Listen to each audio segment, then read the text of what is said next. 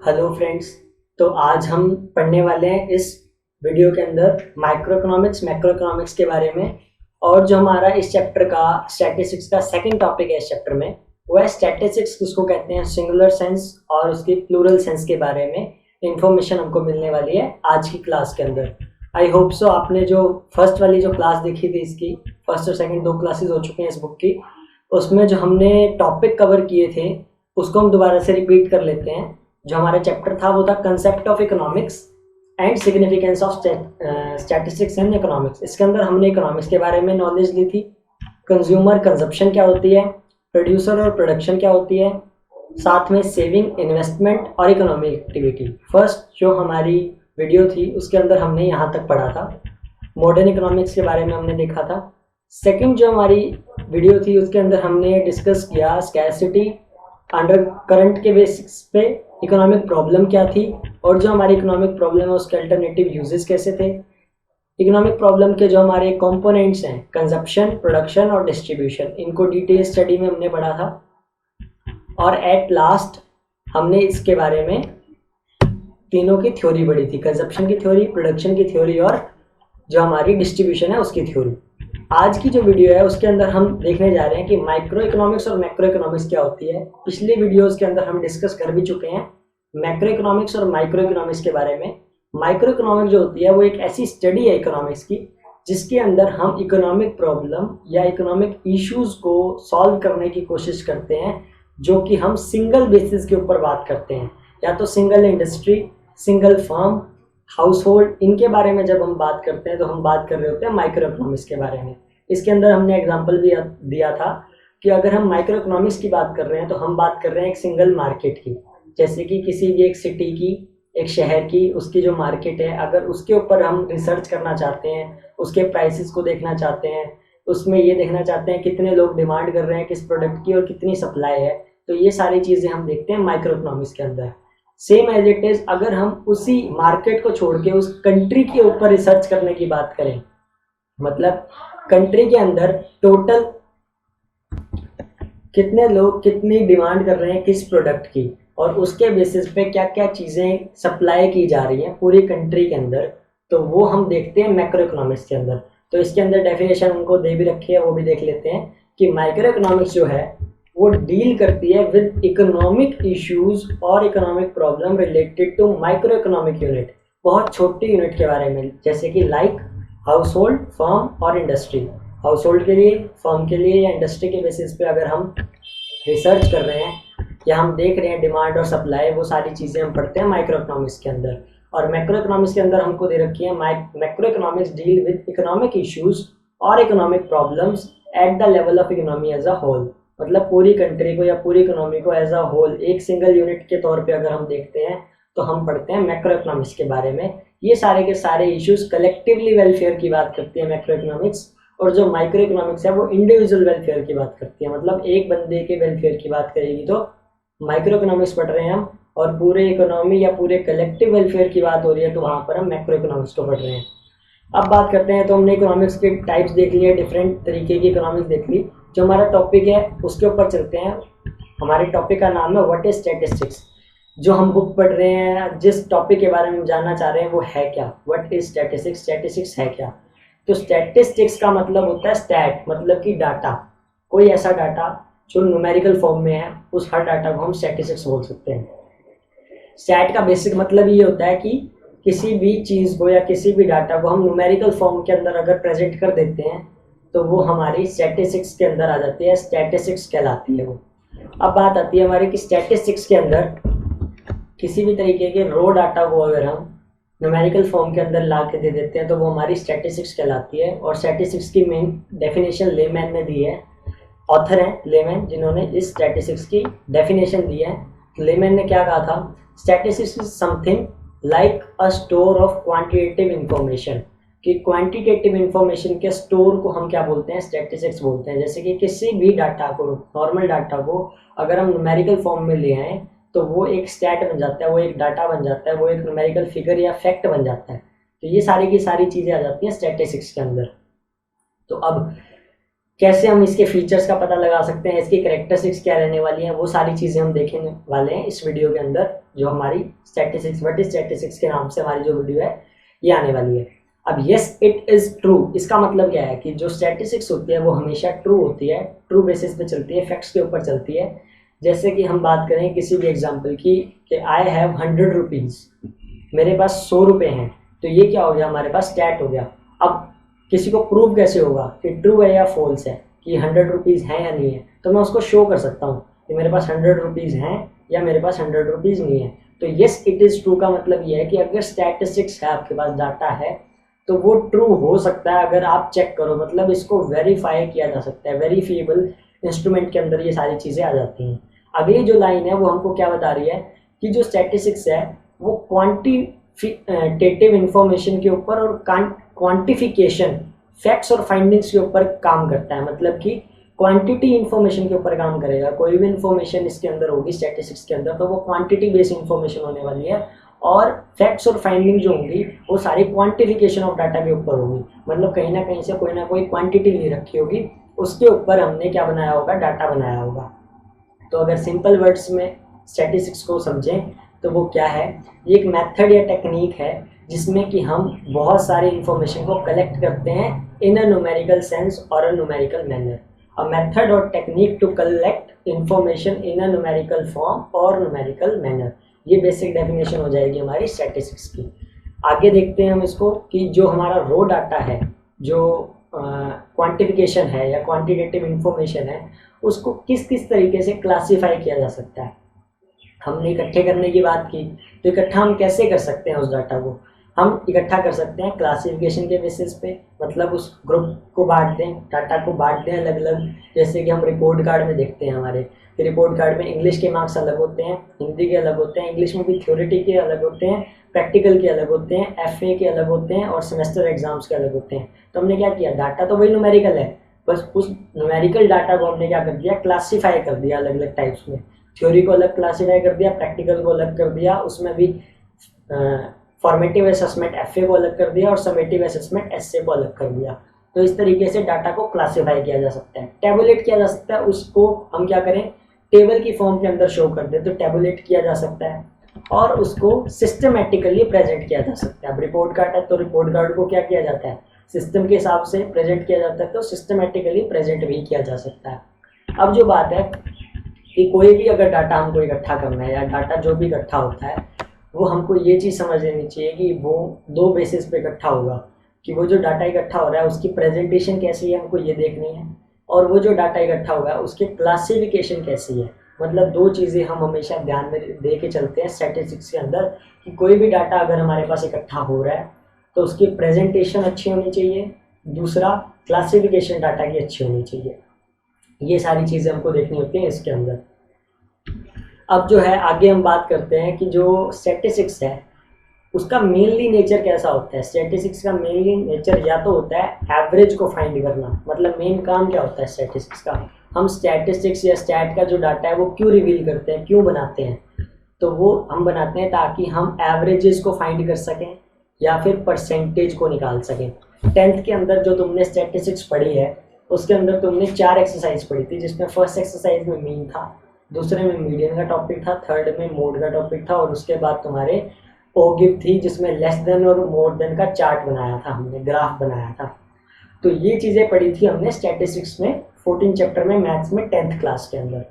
वहीं से निकल के आई हैं चीज़ें कि हमने स्टैटिस्टिक्स का यूज़ कहाँ किया, वहाँ पर 14 चैप्टर में क्या यूज़ आया था। या तो हमने एवरेजेस फाइंड की थी, एवरेज का मतलब क्या था, एवरेजेस का मतलब ये था कि हमने मीन मोड मीडियन कुछ सेंट्रल टेंडेंसीज निकाली थी, या फिर हमने परसेंटेज के ऊपर काम किया कि कोई ग्राफ अपर की तरफ जा रहा है या लोअर की तरफ जा रहा है, मतलब लेस देन हो गिव है या मोर देन हो गिव है, किस तरीके का डाटा है, परसेंटेज कहाँ से जा रही है उसकी, अपग्रेडेशन की तरफ या डिग्रेडेशन की तरफ। तो ये सारी की सारी चीज़ें देखने को मिलती हैं हमको स्टैटिस्टिक्स के अंदर, और इसी वजह से हम स्टैट को यूज़ करते हैं। यहाँ पर जो स्टडी है इकोनॉमिक्स की, उसके अंदर क्या है कि सारे के सारे जितने भी मेथड्स हैं, जितनी भी टेक्निक्स हैं, उसको स्टैटिस्टिक्स से ही लिया जाता है, क्योंकि हर डाटा के अंदर, हर इंफॉर्मेशन के अंदर हम क्या करते हैं, न्यूमेरिकल फॉर्म को या न्यूमेरिकल डाटा को लेके चलते हैं। इसी वजह से हम स्टैटिस्टिक्स का जो यूज़ है हमारा इकोनॉमिक्स के अंदर इंक्रीज हो जाता है। आगे हम देख रहे हैं कि लेवेन ने 4 तरीके के मेथड्स या 4 तरीके के स्टेप्स डाले हैं स्टैटिस्टिक्स में, कि अगर आपको स्टैटिस्टिक्स को यूज़ करना है या मेथड्स को यूज़ करना है तो हम क्या कर सकते हैं, हम 4 तरीके से एनालिसिस कर सकते हैं। सबसे पहले तो हमको क्या करना पड़ेगा, डाटा को स्टैट की फॉर्म में लेके जाने के लिए डाटा को पहले कलेक्ट करना पड़ेगा। तो सबसे पहला जो प्रोसीजर आ जाता है, जो लास्ट सेकंड लाइन है सेकंड पैराग्राफ की, कि इट्स कलेक्शन। सबसे पहले हमको ध्यान रखना पड़ेगा कि कोई भी डाटा अगर स्टैट के अंदर हमको लेके जाना है तो हमको पहले उसको डाटा को कलेक्ट करना पड़ेगा। कलेक्ट कर लिया, सेकंड जो स्टेप होगा फिर होगा क्लासिफिकेशन, कि उस कलेक्शन ऑफ डाटा को हमको क्या करना पड़ेगा, क्लासीफाई करना पड़ेगा। जैसे कि रिपोर्ट कार्ड वाला हमने एग्जांपल लिया था, उसके अंदर English, Hindi, maths, SS, science, computer, अलग अलग सब्जेक्ट हो गए, संस्कृत। तो हमने क्या किया, डाटा को कलेक्ट किया पहले। फॉर्मेटिव में उसके बच्चे के कितने मार्क्स आए, समेटिव में कितने आए, थ्योरी में कितने आए, प्रैक्टिकल में कितने आए, सारा कलेक्ट हो गया। उसके बाद हमने क्या किया, क्लासीफाई किया उसको। फॉर्मेटिव वाले कॉलम में डाले, समेटिव वाले कॉलम में डाले, थ्योरी वाले थ्योरी के कॉलम में और प्रैक्टिकल वाले प्रैक्टिकल के कॉलम में। उसके बाद हमने थर्ड स्टेप फॉलो किया होगा, दैट इज प्रेजेंटेशन। हमने उसकी प्रेजेंटेशन देखी कि हमको क्या करना है, उसको टेबल की फॉर्म में लेके जाना है। इंग्लिश के सामने ही सारे मार्क्स होने चाहिए, ऐसे नहीं इंग्लिश वाले हिंदी के अंदर चले जाएं। वो सारी की सारी प्रेजेंटेशन के अंदर हमने वो चीज़ें देखी होंगी। फिर फोर्थ स्टेप आया एनालिसिस। अब उसका एनालिसिस करना है कि ओवरऑल वो बच्चा एक पर्टिकुलर सब्जेक्ट में पास हुआ या नहीं हुआ, थ्योरी प्लस प्रैक्टिकल मिला के आउट ऑफ 100 उसके कितने बने। तो ये हो गया एनालिसिस। इसी को इंटरप्रेट करते हैं। जैसे ही हमने एनालाइज कर लिया कि बच्चा पास हुआ या फेल हुआ, हम क्या करते हैं, रिपोर्ट कार्ड में उसको सामने वाले पर्सन को, जो भी उसका गार्डियन होता है, जो भी उसका पेरेंट्स होते हैं, हम उसको इंटरप्रेट कर देंगे, दिखा देंगे कि आपके बच्चे ने इतना स्कोर किया है। तो ये जो सारी चीज़ें हैं ये बेसिकली प्रोसेस है कि एक डाटा को, एक नॉर्मल डाटा को, एक रो डाटा को स्टैट्स की फॉर्म के अंदर लेके आने के क्या प्रोसीजर है। ये बिल्कुल आसान तरीके से मैंने आपको समझा दिया है रिपोर्ट कार्ड के एग्जाम्पल के तौर पे। जो प्रोसेस है वो आपको याद करनी पड़ेगी। जो प्रोसेस है वो है कलेक्शन, फिर दूसरा आती है क्लासिफिकेशन, थर्ड आएगी प्रेजेंटेशन, फोर्थ एनालिसिस, और एनालिसिस के साथ ही बन जाती है पांचवा स्टेप, दैट इज इंटरप्रिटेशन। अब हम देख लेते हैं, साइड वाले कॉलम में हमको दे रखा है कि ऑलवेज बियर इन माइंड की मेन चीज़ क्या है इस पेज पे या इस टॉपिक से रिलेटेड जो हमको जाननी ज़रूरी है, वो है ओनली द एवरेज और aggregate of data that relate to some enquiry और some phenomenal are to be taken as statistics. मतलब कि स्टैट्स के अंदर सिर्फ वही डाटा आता है जिसकी एवरेज निकाली जा सके या एग्रीगेट हो। एग्रीगेट का मतलब होता है सम टोटल, मतलब किसी चीज़ का है तो सम टोटल का रखा हो या किसी चीज़ की एवरेज निकाल रखी है, सिर्फ उसी डाटा को आप स्टैटिस्टिक्स बोल सकते हो। जैसे कि मैंने कहा कि इंग्लिश में आपने 40 मार्क्स लिए हैं या 40 मार्क्स आपने कंडक्ट किए हैं या 40 मार्क्स आपने अर्न किए हैं। अब कितने में से लिए हैं आपने, ये हमने अगर आपको ये डिस्क्लोज नहीं किया या आपके 40 मार्क्स कितने में से आए हैं, अगर आपको ये नहीं पता तो वो एक स्टैटिस्टिक्स नहीं है। स्टैटिस्टिक्स सिर्फ तभी होगी जब उसकी इंक्वायरी की जा सके, मतलब कि वो सम टोटल में से की जा सके या सम टोटल में से बता रखी हो। 40 मार्क्स आपके आए हैं आउट ऑफ 50, आउट ऑफ 60, अगर ये बता रखा है तो ही ये डाटा स्टैट्स है, नहीं तो वो स्टैट नहीं है। मतलब 40 आउट ऑफ 60 का मतलब है 60 नंबर का टोटल पेपर था, टोटल मार्क्स 60 थे, एग्रीगेट आपने लिए उसमें से 40। इसका मतलब आपकी जो परसेंटेज बनी है वो बनी है 66.67% एट अ पर्टिकुलर सब्जेक्ट। इस पर्टिकुलर सब्जेक्ट में आपकी ये परसेंटेज बन गई। तो ये एक डाटा जो है ये स्टैटिस्टिक्स कहलाएगा, क्योंकि इसके अंदर क्या आ गया, आपका रिजल्ट निकाला जा सकता है। एग्रीगेट फॉर्म के अंदर इंक्वायरी की जा सकती है। बट अगर हम बात करें कि 40 मार्क्स हैं तो 40 मार्क्स कितने में से हैं, 100 में से हैं, 500 में से हैं, 50 में से हैं, 70 में से हैं, कितने में से हैं, 40 में से हैं। अगर ये नहीं पता चला हमको तो ये डाटा स्टैट्स नहीं कहलाएगा।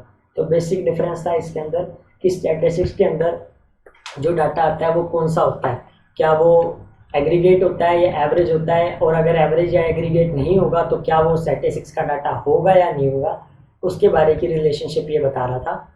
उसके बाद हम जो है सेकंड वाले पॉइंट पे चलते हैं। इसके सेकंड पॉइंट में हमको दे रखा है, do not take statistics as some quantitative information relating to an individual like you have 2 brothers और 3 सिस्टर्स। इसका मतलब क्या है कि स्टैटिस्टिक्स के अंदर सिर्फ और सिर्फ क्वांटिटेटिव इंफॉर्मेशन भी नहीं होती, रिजल्ट भी होना ज़रूरी है। जैसे कि सपोज आपके 2 ब्रदर हैं या 3 सिस्टर हैं, तो ये एक स्टैटिस्टिक्स नहीं हुई। स्टैटिस्टिक्स तब जाके होएगी हमारी जब हम रिजल्ट निकाल सके कि 2 ब्रदर्स हैं, 3 सिस्टर्स हैं, वो क्या ऑक्यूपेशन करते हैं, are they related to me, कैसे वो रिलेट करते हैं, उनके पेरेंट्स जो हैं, हमारे जो पेरेंट्स हैं उनका क्या कल्चर है, क्या रिलेशन है, जो मेरे ब्रदर है या मेरी सिस्टर है उसके मार्क्स कितने हैं, मेरे कितने हैं, या वो कौन सी एज ग्रुप में है, मैं कौन सा एज ग्रुप में। अगर हम उनको कंपेरेबिलिटी के फॉर्म में लेके आ सकते हैं तो ही वो स्टैट होगा, नहीं तो वो स्टैटिस्टिक्स नहीं है। नॉर्मल अगर हम बात करें तो वो एक स्टैटिस्टिक्स नहीं होगी। अब हम बात कर रहे हैं सिंगुलर सेंस की या प्लूरल सेंस की, मतलब कि स्टैटिस्टिक्स की 2 सेंस होती हैं, 2 फॉर्म्स होती हैं स्टैटिस्टिक्स की, सिंगुलर सेंस और प्लूरल सेंस। आज हम करने जा रहे हैं इस वीडियो के अंदर सिर्फ प्लूरल सेंस की बात। 2 तरीके की सेंस होती हैं स्टैट को, या तो हम सिर्फ क्वांटिटी इन्फॉर्मेशन के बारे में नॉलेज देते हैं, मतलब कि सिर्फ हम ये बात कर रहे हैं कि न्यूमेरिकल डाटा आ गया हमारे पास तो वो एक स्टैट हो गई, तो हम बात करते हैं प्लूरल सेंस की। सिंगुलर सेंस के अंदर हम बात करते हैं रिजल्ट की, रिजल्ट के साथ साथ रिसर्च की, कि जो स्टैटिस्टिक्स है उसका क्या रिसर्च आ सकती है, पहले क्या थी अब इंफॉर्मेशन क्या है। जैसे कि हम बात करें स्टैटिस्टिक्स के अंदर कि पहले नंबर ऑफ केसेस इतने थे, अब आगे आने वाले 30 दिन में 20 दिन में नंबर ऑफ केसेस इतने ज़्यादा बढ़ने वाले हैं, तो वो बात आ जाएगी सिंगुलर सेंस में। हो भी सकते हैं, नहीं भी हो सकते, हम बात कर रहे हैं रिसर्च की वहाँ पे। बट प्लूरल सेंस के अंदर क्या है, प्लूरल सेंस का मतलब है कि आज जो न्यूमेरिकल डाटा आपके पास है वो एक स्टैटिस्टिक्स है, और उस स्टैटिस्टिक्स का टाइप के अंदर कौन सी टाइप आती है, स्टैटिस्टिक्स किस तरीके की स्टैटिस्टिक्स हम उसको बोल सकते हैं, वो हम बोल सकते हैं statistics in plural sense. Statistics और प्लूरल नाउन को हम पढ़ने वाले हैं आज की इस क्लास के अंदर। तो in its plural sense statistics refers to information in terms of number और न्यूमेरिकल डाटा। स्टैटिस्टिक्स जो होती है प्लूरल सेंस के अंदर वो या तो नंबर के ऊपर बेस्ड है या फिर न्यूमेरिकल डाटा के ऊपर बेस्ड है। मतलब कि कोई भी अगर हमारे पास डाटा आ जाता है जिसकी न्यूमेरिकल वैल्यू है, न्यूमेरिकल फॉर्म है, उसको हम स्टैटिस्टिक्स बोल देते हैं, स्टैटिस्टिक्स मान लेते हैं। जैसे कि एग्जांपल के तौर पे हमारे अंदर ये चीज़ें दे रखी हैं कि पॉपुलेशन कितनी है कंट्री की हमारी, तो एक स्टैटिस्टिक्स है। एम्प्लॉयमेंट कितनी है, कितने लोग काम कर रहे हैं, कमा के खा रहे हैं, वो सारी की सारी स्टैटिस्टिक्स है। पब्लिक एक्सपेंडिचर, लोग खर्चा कितना कर रहे हैं, पब्लिक में इनकम कितनी है, रोज़ कमा कितना रहे हैं, खर्चा कितना कर रहे हैं, बचा कितना रहे हैं, प्रॉफिट कितना अर्न कर रहे हैं, कंज्यूम कितना कर रहे हैं, ये सारी की सारी चीज़ें स्टैटिस्टिक्स कहलाती हैं। एग्जाम्पल के तौर पे इन्होंने राम का एग्जाम्पल दिया, राम गेट्स 100 पर मंथ, उसके पास पॉकेट मनी के तौर पे 100 रुपीज़ आते हैं, ठीक है। ये स्टैटिस्टिक्स नहीं है कि 100 रुपीज़ आते हैं। अब 100 रुपीज़ में से वो क्या कर रहा है, कितने रुपए खर्च कर रहा है, या कितने रुपए ऑन एन एवरेज आ रहे हैं। जैसे कि आगे इन्होंने बताया where is average pocket allowance, class 10th के जो बच्चे का वो है 100 पर मंथ, और there are 80 student in 11th class compare to just 8 in +2। जैसे कि राम को 100 रुपीज़ मिलते हैं पॉकेट मनी के तौर पे, तो ये एक स्टैटिस्टिक्स नहीं हुआ, ये स्टैट नहीं है, क्योंकि मैंने पहले ही बताया था कि स्टैट वो होगा जिसके अंदर रिजल्ट निकल के आएगा। 100 रुपीज़ है उसके पास, राम के पास, तो 100 रुपीज़ है, इससे कोई डाटा निकल के नहीं आ रहा, कोई स्टडी निकल के नहीं आ रही। अब बात करते हैं दूसरे इसी के दूसरे पहलू की, कि राम के पास 100 रुपीज़ है और एवरेज जो पॉकेट मनी है क्लास 10 के स्टूडेंट की वो भी 100 रुपीज़ है या 120 रुपीज़ है। तो यहाँ से हमको पता चल गया कि एवरेज 100 रुपीज़ है और राम के पास भी 100 है। इसका मतलब ठीक है, हमारे पास एवरेज जो थी उसके इक्वली आ रही है राम की, या एवरेज 80 है बच्चों की पॉकेट मनी और उसको 100 मिल रही है, इसका मतलब वो अबव एवरेज स्टूडेंट है वहाँ पर। Same as it is second example दिया है कि जो हमारे 11th क्लास में है वो हैं 80 स्टूडेंट्स और 12th क्लास में 8 स्टूडेंट्स हैं। तो कंपेयर कर लिया, जहाँ पर कंपेरेबिलिटी होगी वहीं पर स्टैटिस्टिक्स होने वाली है। तो राम के पास 100 रुपीज़ थे, यहाँ पे हम कंपेयर नहीं कर पा रहे थे, बट जैसे एवरेज आ गया तो हम कंपेयर कर पा रहे हैं। तो जहाँ पे भी हम कंपेरेबिलिटी की फॉर्म में लेके आ सकते हैं उस फॉर्म को या उस एग्जाम्पल को हम स्टैट्स मान सकते हैं। इन्होंने एग्जाम्पल के फॉर्म में टेबुलर प्रेजेंटेशन की है डाटा की, जिसमें कि बताया कि कौन सी डाटा स्टैटिस्टिक्स है और कौन सा डाटा स्टैटिस्टिक्स नहीं है। तो सबसे पहली चीज़ जो है वो इन्होंने बताई है कि data which are not statistics and data which are statistics. First जो फॉर्म है उसके अंदर हमको बताया गया है कि कौन सा डाटा जो स्टैटिस्टिक्स नहीं है उसके क्या एग्जाम्पल हो सकते हैं, और जो डाटा है जो स्टैटिस्टिक्स है उसके क्या एग्जाम्पल हो सकते हैं। अगर ये एग्जाम्पल समझ में आ जाते हैं तो हमको पता चल जाएगा कि कोई भी डाटा अगर हमारे पास आता है तो क्या वो स्टैटिस्टिक्स है या वो नहीं है।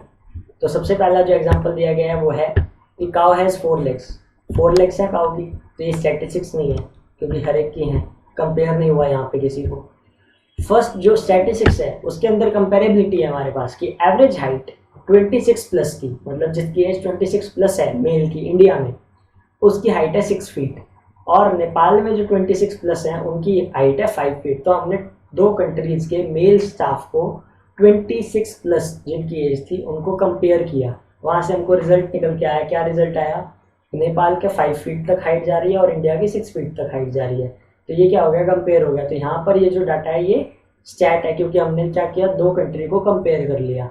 दो एक तरीके के हमारे पास जो डाटा थे जो सिमिलर फॉर्म के थे उनको हमने कंपेयर करके रिजल्ट निकाला।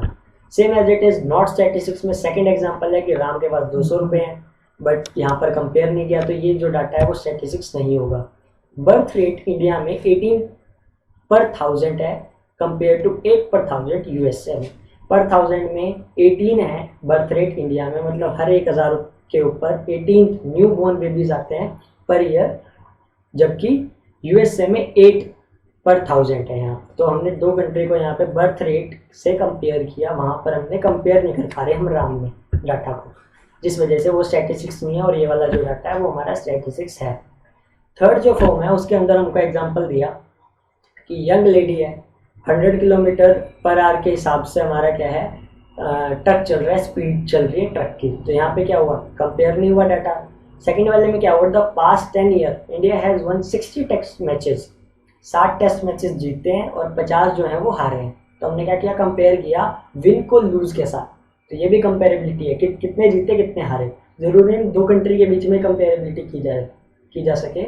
हम पॉजिटिव नेगेटिव टर्मिनल की तरफ भी जा सकते हैं, प्रॉफिट लॉस की तरफ जा सकते हैं, विन और लूज की स्ट्रैटेजी की तरफ भी जा सकते हैं। मतलब जहाँ से भी रिजल्ट निकल के आ सकता है हम हर उस कैटेगरी को स्टैटिस्टिक्स मानेंगे, जबकि जहाँ पर कंपैरिजन नहीं हो सकता वो डाटा स्टैटिस्टिक्स नहीं है। तो अगर एक नंबर में शॉर्ट क्वेश्चन अगर हमारे पास आता है तो हमारे पास ये पता होना चाहिए कि स्टैटिस्टिक्स कौन सा डाटा है और कौन सा नहीं है। लर्न बाय डूइंग के अंदर 2 लाइन के अंदर हमको ये कंसेप्ट भी बताया गया है। कोई भी 5 एग्जाम्पल आप सोच लेना, लिख के रखिए कि कौन से डाटा स्टैटिस्टिक्स हैं और कौन से डाटा स्टैटिस्टिक्स नहीं है। जैसे कि सपोज मैंने आज 10 रुपये का एक मास्क लिया, तो वो जो डाटा है वो स्टैटिस्टिक्स है या नहीं है ये आप बताओ। जो हमारी यूट्यूब है उस चैनल के नीचे हमारे पास क्या है, कमेंट सेक्शन होता है, उस कमेंट सेक्शन में आप ये एक्टिविटी करके देख सकते हो कि data which are not statistics. मैंने आज एक क्वेश्चन अराइज कर दिया कि मैंने 10 रुपीज़ का मास्क लिया है, क्या वो डाटा स्टैटिस्टिक्स है या नहीं है। ये डाटा कमेंट बॉक्स में आप इस यूट्यूब वीडियो के नीचे आप मुझे मेल करना या एक तरीके से कमेंट लिख के हमें भेजना उस चैनल के ऊपर कि हमने क्या किया, एग्जांपल के तौर पे लिया कि 10 रुपीज़ का जो मैंने मास्क खरीदा वो क्या है, डाटा स्टैटिस्टिक्स है या नहीं है, पहला एग्जांपल। और दूसरा एग्जांपल जो हम ले रहे हैं वो ले रहे हैं कि एज कम्पेयर टू हम क्या कर रहे हैं, N95 मास्क और जो नॉर्मल जो पेपर क्लॉथ मास्क आ रहे हैं उससे जो वायरस की कैपेबिलिटी है वो ज़्यादा है, N95 की ज़्यादा है, जबकि जो ट्रिपल लेयर मास्क है या जो नॉर्मल क्लॉथ वाला मास्क है उसकी जो कंपेरेबिलिटी है या उसकी जो एक तरीके से सेफ्टी मेजर्स है वो काफ़ी कम है। तो ये वाला जो एग्जांपल है ये किसका है, स्टैटिस्टिक्स का डाटा का एग्जांपल है या फिर नॉट स्टैटिस्टिक्स का एग्जांपल है। इन दोनों एग्जांपल के बारे में आप मुझे लिंक नीचे जो कमेंट सेक्शन है उसके अंदर आप बताओगे मुझे, ये आपका होमवर्क है। आगे हम चल रहे हैं इस वीडियो के अंदर कि कौन सी चीज़ें जितने भी हैं उसको हम डिफ़ाइन कैसे कर सकते हैं। तो ये जो हमारी प्लूरल सेंस है उसको किस तरीके से डिफ़ाइन करेंगे उसको देख लेते हैं। मिस्टर बोले एक ऑथर हैं और यूल एंड कैंडल इन दोनों ने अपनी अपनी डेफिनेशन दी है कि स्टैटिस्टिक्स को हम प्लूरल सेंस के अंदर कैसे डिफ़ाइन कर सकते हैं, वो हमको डिफ़ाइन करके दिया है इन्होंने। सबसे पहले बोले की डेफिनेशन देख लेते हैं कि statistics are numerical statement of facts in any department of inquiry placed in relation to each other. मतलब स्टैटिस्टिक्स क्या है, न्यूमेरिकल स्टेटमेंट है, न्यूमेरिकल वैल्यूज़ हैं किस चीज़ की, फैक्ट्स की, जिसके अंदर फैक्ट्स होते हैं, किसी भी डिपार्टमेंट के हो सकते हैं, कोई भी इंक्वायरी हो सकती है जो कि एक दूसरे से रिलेशन में हो, मतलब एक दूसरे के बेसिस पे बनी हुई हो, डेमोग्राफिक चीज़ों पे हो, मतलब कि बेसिकली एक दूसरे का जो नेचर है वो सेम होना चाहिए, उनका होमोजीनियस नेचर की होनी चाहिए। अगर ये होमोजीनियस नेचर की है तो हम स्टैट बोल सकते हैं, मतलब कि दो चीज़ों के बारे में बताया गया और दोनों एक दूसरे से कनेक्टेड हैं, तो हम बात कर सकते हैं स्टैटिस्टिक्स की। दूसरी यूल एंड केंडल ने क्या डेफिनेशन दिया, by statistics we mean quantitative data affected to a market extend by multiplicity of causes. इसका मतलब क्या है कि जो स्टैटिस्टिक्स है उसमें हम मीन क्वांटिटेटिव डाटा लेते हैं। मीन का मतलब क्या होता है, एवरेज। एवरेज लेंगे क्वांटिटेटिव डाटा का, मतलब उस क्वांटिटेटिव डाटा का अगर एवरेज निकाला जा सकता है तो हम उसको स्टैटिस्टिक्स मान सकते हैं, बेशक उसके कितने भी कॉजेज हो, मल्टीप्लिसिटी ऑफ कॉजेज आ जाए बेशक। मतलब दो चीज़ें हैं, दो के कॉजेज कितने भी हों, पर अगर उन दोनों को कंपेयर किया जा सकता है, अगर उन दोनों की एवरेज निकाली जा सकती है तो हम उसको स्टैटिस्टिक्स मान लेंगे। एक जो फर्स्ट लाइन थी उसको पढ़ लेते हैं कि all statistics are data but all data are not statistics. इसका मतलब क्या है कि जो स्टैटिस्टिक्स है वो कंफर्म एक डाटा तो है, बट सारे डाटा स्टैटिस्टिक्स नहीं है। ये स्टेटमेंट ट्रू और फॉल्स के तौर पे आ सकती है या एक्सप्लेन के तौर पे आ सकती है कि इसका मतलब क्या है। इसका मतलब है हमारे पास कि जो भी डाटा अगर वो स्टैटिस्टिक्स है, मतलब कोई भी डाटा, जितने हमने पढ़े कि डाटा विच आर स्टैटिस्टिक्स और data which are not statistics, उन दोनों के अंदर डाटा तो वो दोनों ही है। जैसे कि हमने एग्जांपल पढ़ा था काउ हैज़ 4 लेग्स, तो ये जो है ये डाटा तो है काउ हैज़ 4 लेग्स, बट ये स्टैटिस्टिक्स नहीं है। और वहीं अगर हम बात करें कि जो हमारा बर्थ रेट है इंडिया का वो 18% पर 1000 है और यूएसए का 8/1000 था, तो ये क्या था, ये डाटा भी है और स्टैटिस्टिक्स भी है। तो सबसे पहले वाला जो लाइन है उसके अंदर क्या है कि ऑल स्टैटिस्टिक्स आर डाटा। ये जो स्टैट आ रहा था निकल के कि 18% पर 1000 इंडिया में बर्थ रेट है, जबकि वेयरएज 8% पर 1000 इन यूएसए, तो ये एक स्टैटिस्टिक्स है। आर डाटा ऑल स्टैटिस्टिक्स, इस तरीके की जितनी भी स्टैटिस्टिक्स है वो डाटा तो कहला सकती है, but all data are not statistics. वो सारे डाटा स्टैटिस्टिक्स नहीं कहला सकते, क्योंकि अब काउ हैज़ 4 लेग्स, अब काउ की 4 लेग्स हैं, ये डाटा तो हो गया बट ये स्टैटिस्टिक्स नहीं हुआ। बट जो सारे स्टैटिस्टिक्स हैं उसको हम डाटा बोल सकते हैं।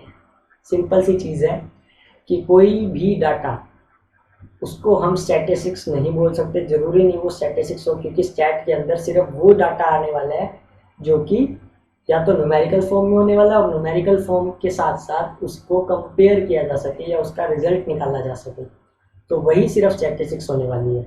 तो स्टैट के अंदर डाटा तो इन्वॉल्व होने वाला है, बट सारे डाटा को हम स्टैटिस्टिक्स नहीं बोल सकते, क्योंकि अब जैसे कि ये वाली जो चीज़ है, डेफिनेशन जो थी, डेफिनेशन के अंदर क्या है, ये पूरा का पूरा लाइन दे रखी है बोलने ने, तो इन्होंने क्या किया, ये पूरी लाइन दे दी, थ्योरेटिकल हमको एस्पेक्ट दे दिया, तो ये भी एक डाटा तो है बट ये एक स्टैटिस्टिक्स नहीं है। क्यों नहीं है, क्योंकि इसके अंदर कहीं न्यूमेरिकल फिगर नहीं है, कहीं कंपैरेबिलिटी की बात नहीं है, कहीं कोई न्यूमेरिकल एस्पेक्ट नहीं दे रखा। तो यहाँ पर ये डाटा तो है बट ये स्टैटिस्टिक्स नहीं है। बट जहाँ पर स्टैटिस्टिक्स होगी वो डाटा कहलाया जा सकता है, क्योंकि स्टैटिस्टिक्स डाटा का ही एक छोटा पार्ट है। तो बेसिकली ये चीज़ें समझनी ज़रूरी हो जाती है हमारे लिए, क्योंकि ये एस्पेक्ट्स पूछ लेते हैं काफ़ी बार शॉर्ट क्वेश्चन के तौर पे। फीचर हम करेंगे नेक्स्ट वीडियो के अंदर, क्योंकि ये थोड़ी सी लंबी वीडियो ना बन जाए। फीचर काफ़ी सारे दे रखे हैं, 7-8। डिस्टिंक्शन पढ़ लेते हैं क्वांटिटेटिव एंड क्वालिटेटिव डाटा की। तो क्वांटिटेटिव डाटा क्या होता है और क्वालिटेटिव डाटा क्या होता है। जो हमारे पास आती है क्वांटिटेटिव वेरिएबल और क्वालिटेटिव वेरिएबल, दो अलग अलग चीज़ें हैं। स्टैटिस्टिक्स के अंदर हम क्वांटिटी की बात भी करते हैं कि नंबर ऑफ क्वांटिटी कितनी है, और क्वालिटी की बात भी करते हैं कि क्वालिटी कैसी है। पर जो मेन चीज़ देखी जाती है स्टैटिस्टिक्स में वो देखी जाती है क्वांटिटी, मतलब न्यूमेरिकल फिगर देखी जाएगी। हमको मतलब नहीं उसकी क्वालिटी कैसी थी या कितनी बढ़िया थी, हम सिर्फ बात करेंगे प्रॉफिट की। जैसे कि सपोज़ पिछले महीने में 40,000 रुपीज़ कमा रहा था, 40,000 में से मैंने 30,000 खर्च की, 10,000 रुपीज़ में प्रॉफिट बचा रहा था। इस मंथ मैंने 10,000 रुपीज़ कमाए हैं और 10,000 रुपीज़ मैंने खर्च कर दिए। तो यहाँ पर क्वांटिटी क्या कहती है, क्वांटिटी ये कहती है कि मेरी इनकम डिक्रीज हुई है, ठीक है, बट क्वांटिटी ये भी बता रही है कि मेरा एक्सपेंडिचर भी कम हुआ है, 30 से 10 पे आ गया, ठीक है। तो यहाँ पर हम क्या करते हैं, हम क्वालिटी की बात नहीं करते, हम ये बात नहीं कर रहे कि इनकम कम हो गई, हम ये भी साथ साथ में बात करेंगे कि प्रॉफिट भी कम हुआ या नहीं हुआ, एक्सपेंडिचर भी कम हुआ या नहीं हुआ। तो दोनों एस्पेक्ट देख के चलने होते हैं हमको स्टैटिस्टिक्स के अंदर, क्वांटिटेटिव इन्फॉर्मेशन के बारे में भी और क्वालिटी के बारे में भी। ये दोनों चीज़ें हमको इसके अंदर बता रखी हैं कि there are quantitative variables like income, expenditure, investment which can be express in numerical terms. Quantitative data आपको स्टैटिस्टिक्स के अंदर मिलेगा, जैसे कि इनकम कितनी कमाई, एक्सपेंडिचर कितना किया, इन्वेस्टमेंट कितनी की, ये सारी चीज़ें मिलने वाली हैं। तो इसको बोलेंगे, ये सारा का सारा जो डाटा है वो क्वांटिटेटिव डाटा हो जाता है। एग्जांपल दे रखे हैं 40,000 पर मंथ आपने कमाए, 30,000 पर मंथ आपने एक्सपेंडिचर कर दिया, कैपिटल के तौर पे 10,000 करोड़ टोटल इन्वेस्टमेंट गवर्नमेंट ने किया 2017-18 में। तो ये क्वांटिटेटिव डाटा है, इसको चेक किया जा सकता है। दूसरे हैंड पे अगर हम बात करें क्वालिटेटिव डाटा की, तो क्वालिटेटिव डाटा के अंदर हम बात करते हैं कि IQ लेवल कैसा है। 40,000 उसने कमाए, 40,000 में से उसने कितने रुपए खर्च किए, कितने रुपए बचाए तो कहाँ कहाँ उसने अलग अलग जगह इन्वेस्ट किए और उसका क्या स्ट्रक्चर था। वो इंटरेस्ट की तरफ जा रहा था, प्रॉफिट की तरफ जा रहा था, लॉन्ग टर्म प्लानिंग कर रहा था, शॉर्ट टर्म प्लानिंग कर रहा था। जो LTG आते हैं और CTG आते हैं, मतलब लॉन्ग टर्म कैपिटल गेन्स और शॉर्ट टर्म कैपिटल गेन्स, उसकी तरफ जा रहा था। तो डिपेंड करता है हमारे पास यहाँ पर कि उसकी क्वालिटी क्या थी, वो क्या सोच रहा है सामने वाला जो पर्सन है, उसके डिसीजंस कैसे हैं। जबकि हम क्वांटिटी के अंदर सीधी सीधी बात करते हैं कि उसकी इनकम कितनी थी, एक्सपेंडिचर कितना था और उसके बेसिस पे उसने कितने रुपए कमाए।